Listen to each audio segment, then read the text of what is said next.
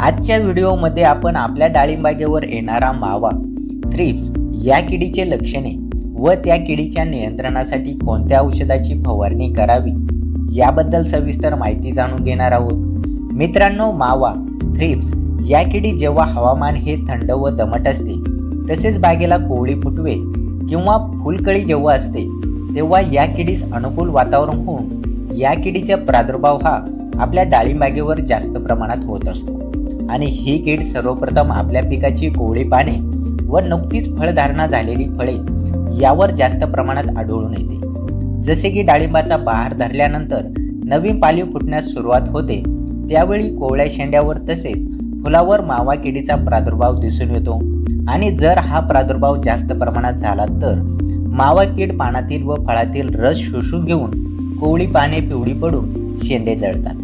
तसेच या किडीच्या तोंडातील चिकट द्रव्याच्या स्रावामुळे शेंडे व पाने चिकट होऊन पानावर काळ्या बुरशीची वाढ होते, त्यामुळे फुलांची गळ होते।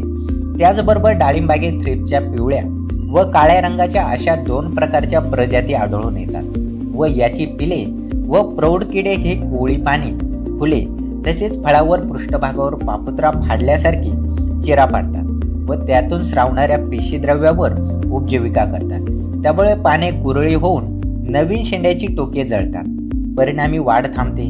तसेच चौकी अवस्थेमध्ये बारीक ज्वारी बाजरीच्या आकाराची फुले हे वाळून गळतात आणि फळ विकास अवस्थेमध्ये फळाच्या पृष्ठभागावरती चट्टे दिसतात। त्यामुळे आपली डाळिंबाग ही जेव्हा चौकी अवस्था, फळधारणा व फळ विकास अवस्था व फळ परिपक्वता अवस्थेमध्ये असते, तेव्हा या किडीच्या नियंत्रणासाठी काही कीटकनाशकाची फवारणी करावी, जेणेकरून या किडीचा प्रादुर्भाव हा आपल्या डाळिंबागेवर होणार नाही।